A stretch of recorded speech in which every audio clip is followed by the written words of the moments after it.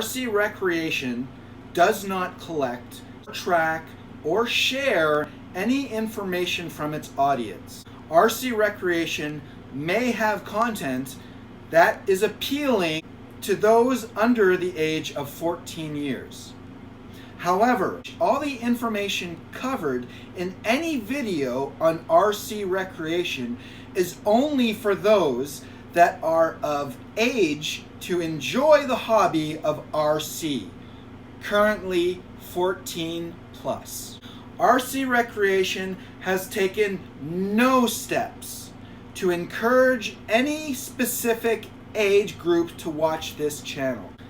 Any info that has been collected or shared from this channel has only been done by powers that RC Recreation has no knowledge nor control of.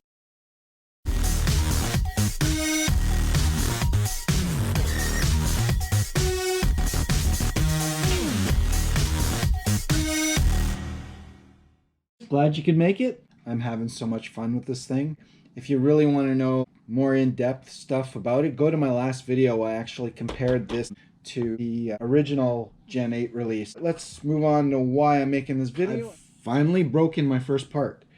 It took me a little while, but I managed it. What I broke was the piece that connects the top connecting rods, this one here, and this one down here. They both connect to the same point, and that point on the center of the axle housing broke off. I've got this Velcro strap just holding them in place. I've got all kinds of play in the rear end here. So this is what we're going to be changing out. All right, let's get the body off. It's the first step. So I broke this while running it, and I simply went on Red Cat's website and I scrolled down to the bottom right on their homepage. Open up support. There's warranty claim form. I filled out that form online on the 3rd. On the 5th, they wrote back to me and they said, "I'm so sorry to hear about that." They sent me the list of the part numbers and everything. Found the part number that I need, RER 11819. They also asked me for a picture, and I sent it away. I said, "Here you go." 10 minutes later, I got a response again saying, "Thank you, and we're going to be shipping you out that part." I shipped it out on the 6th. Today's the 11th, and I have the part. So now, we're going to do a bit of wrenching. I'm going to show you how to change this puppy up. Wheels off. We can sort of see a little better in there. So that should not be able to do that. Flipping this upside down. Let's take off all the things that I can just pull off. So that side's done. Take this side off. Take that little bar out. And keep them together. It's nice and safe. We're going to need to get this little retaining hex out. I think you call this a yoke, the drive shaft yoke that connects to the shaft that goes inside the axle. So we're going to take this little yoke off. And I believe that is a 1.5 hex. Unscrew that, keeping your little pieces all together so they don't get lost. The next thing,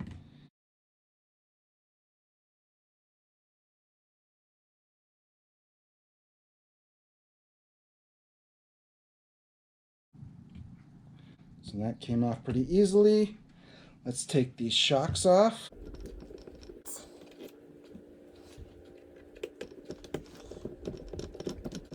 I am going to take the portal off now.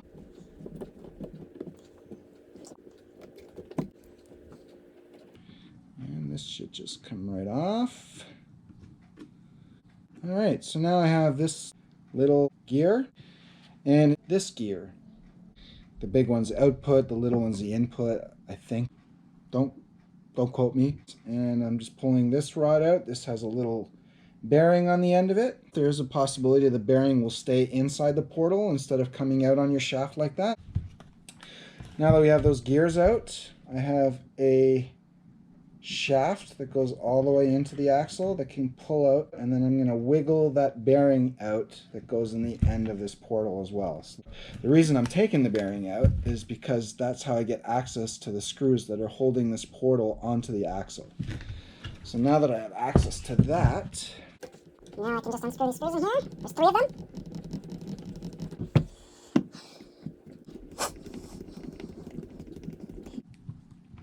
they're really long screws. This should just kind of wiggle off here. That side is done.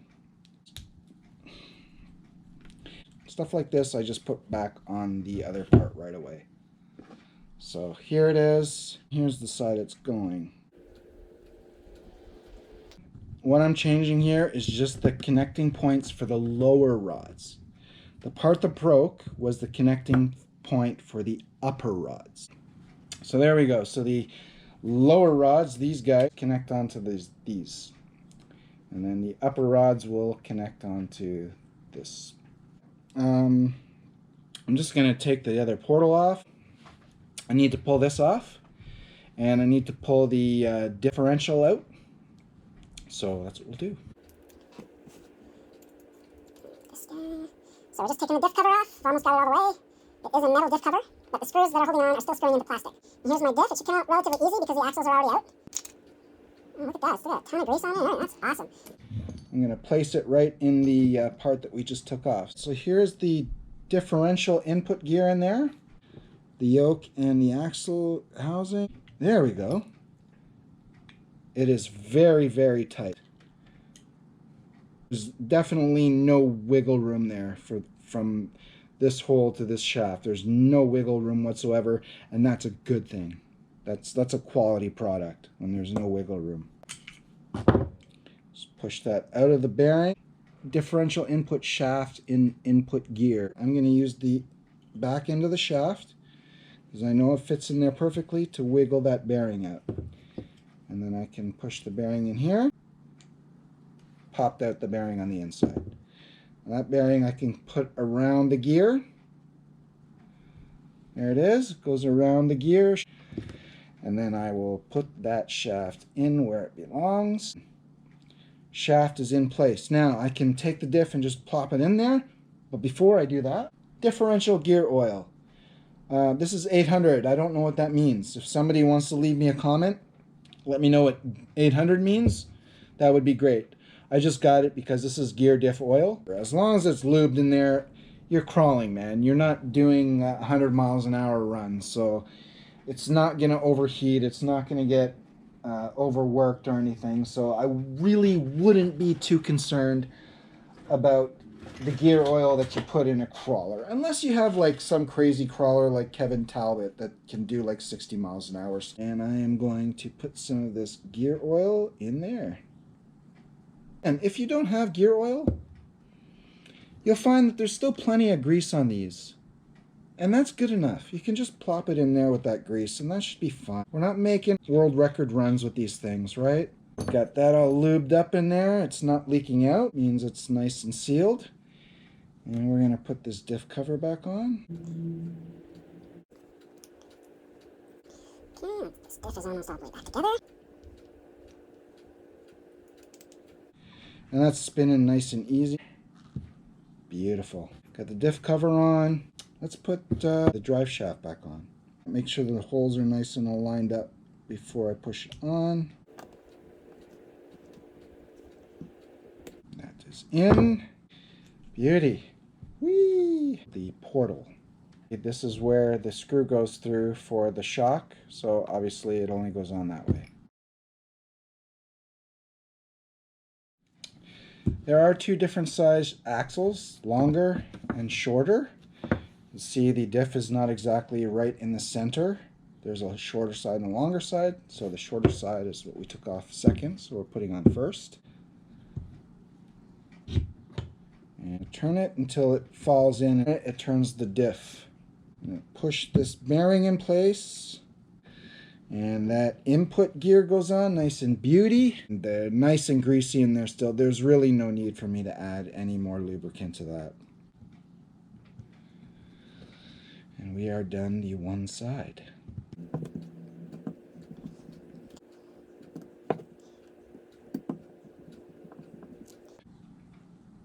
beauty. Next one. So we've got the axle all back together. What I need to do now is pull the old hardware that holds these links onto the axle.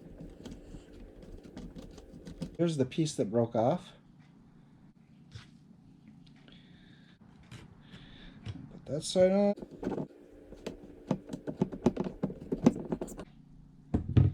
Still put this in here. There we go.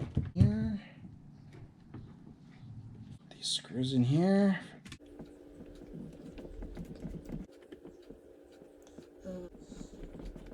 These lower rods.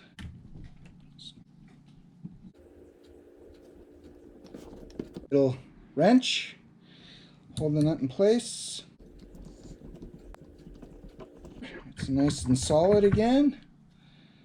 Put my hexes back on, wheel, and my lug nut. Got my wheel wrench. That's it. I broke my Red Cat Gen 8 Axe Edition. In 1 week, I had my parts from Red Cat free of charge and fixed it.